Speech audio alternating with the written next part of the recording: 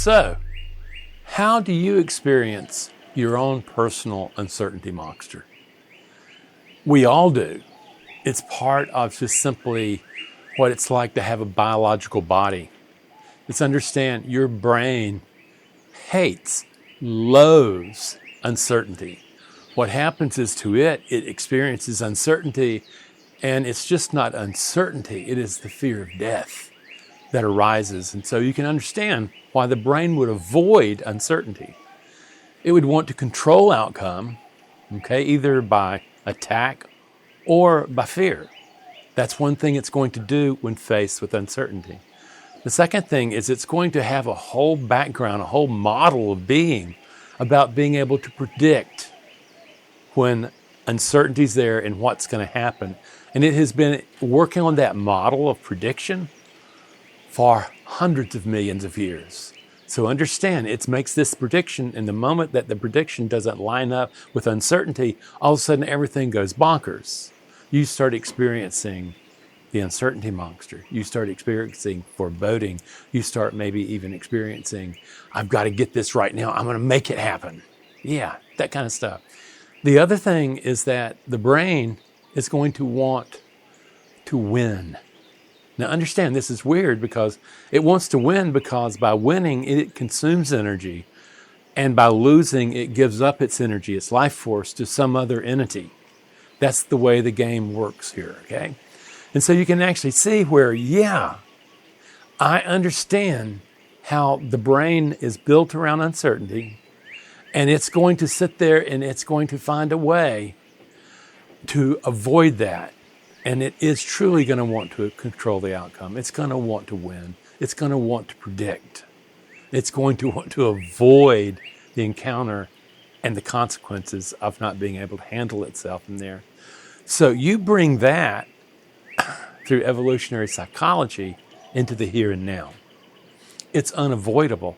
Our species depended on that to become the dominant species and survive the way it did.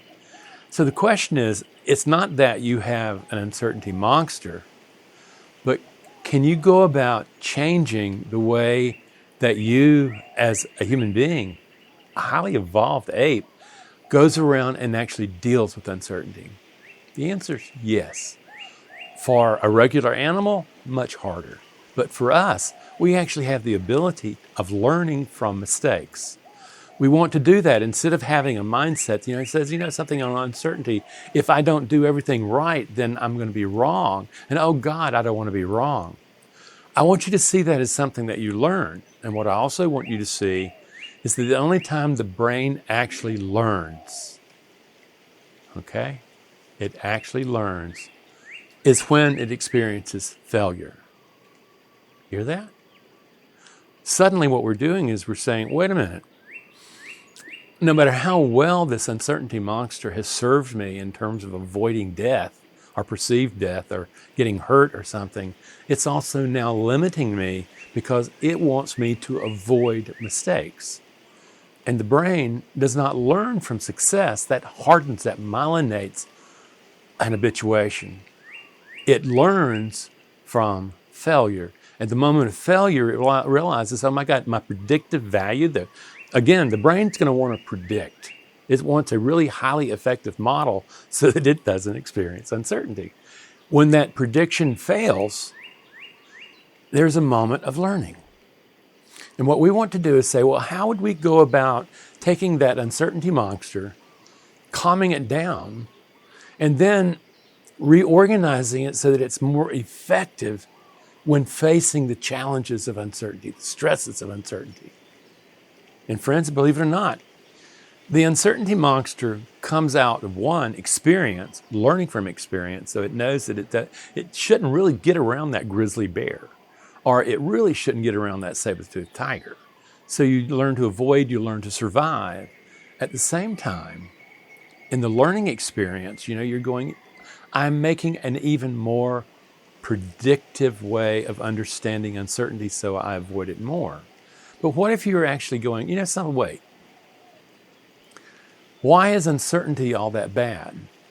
Well, For biological animals where there's basically an energy exchange passing, it started out with the sun producing chlorophyll concentrating the energy of the sun, then animals found out that they could eat the plants to be able to concentrate that. And that's the cycle of the energy that you're consuming and passing around. Now, what happens though if you're saying, if I want to face uncertainty, what happens is that's where possibility is. That's where the new stuff is. That's where the new self can be. So what are you going to have to do in order to be able to tame the animal nature of your uncertainty monster? The very first thing is to recognize it's just an adaptation. It's part of your instinctual nature for survival, and it served you well. Honor it. But then what you're saying is, but I know that I need to be able to cool it down because not everything I see now are lions, tigers, and bears that are trying to kill me and eat me and get my energy.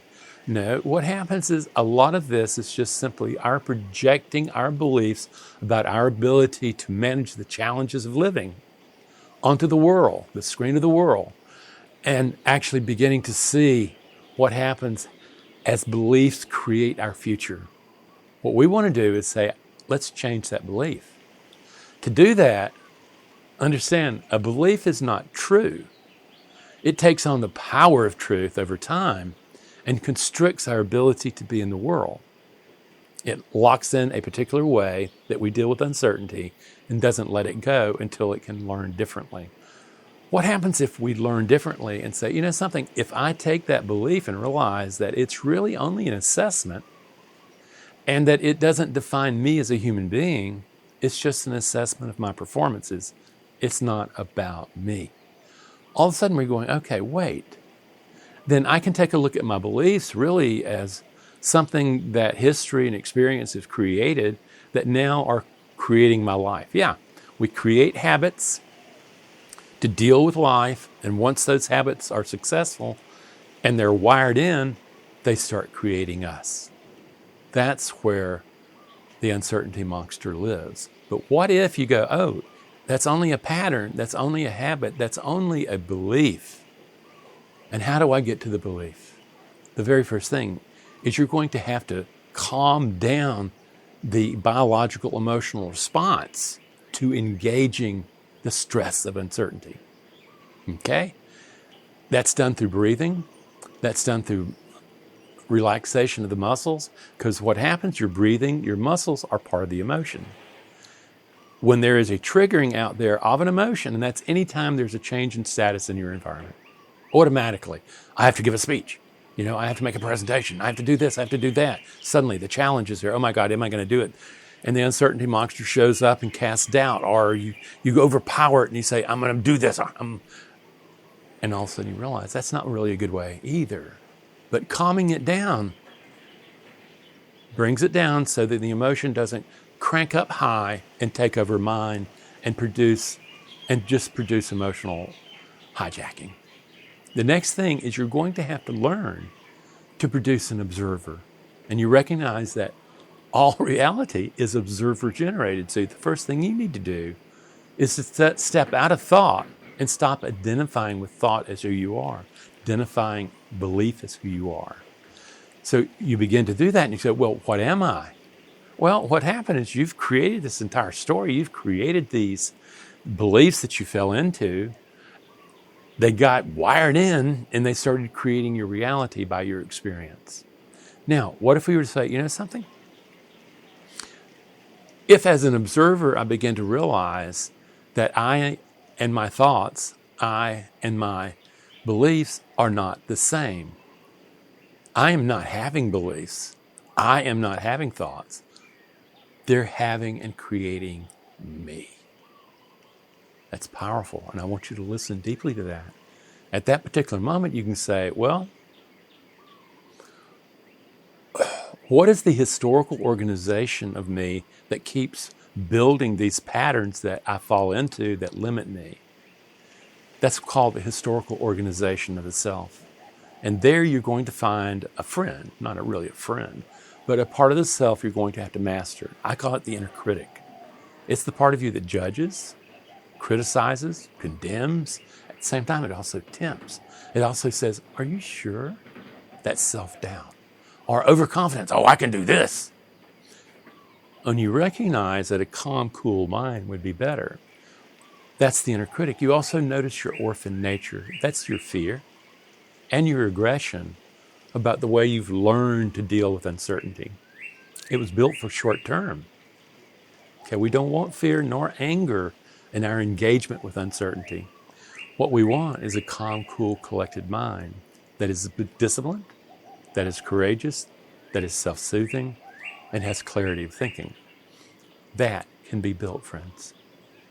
You can learn how to, when you engage uncertainty and that stress of uncertainty, that uncertainty of uncertainty, that instead of the old historical self that shows up to deal with that, the uncertainty monster, you can pull up a completely different mind.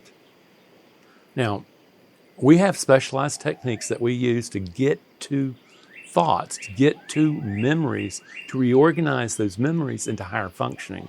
We enrich them so that we can isolate emotional programs, bring them forward at will. That's what we're learning to do, is once we learn how to do that, we start pulling them up to be the state of mind that engages that uncertainty, not the old historical one. Friends, this is all teachable.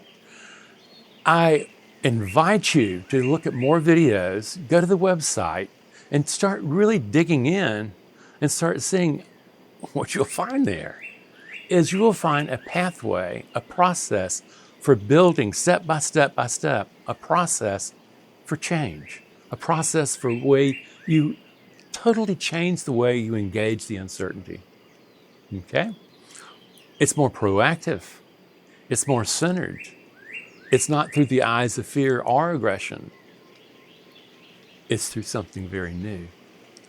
It's really about, oh my God, I as a human being am the creature that can invent beliefs and thoughts that are driving my life as I engage uncertainty. Friends, that's when you become captain of your own destiny. Come and learn, friends. Come and learn. Look at my book. Open your eyes, wake up, and see this is a really interesting situation that we humans find ourselves in. We're the animals that can create the world we're in. We're not just adapting to it, we're creating that world. Come and join us.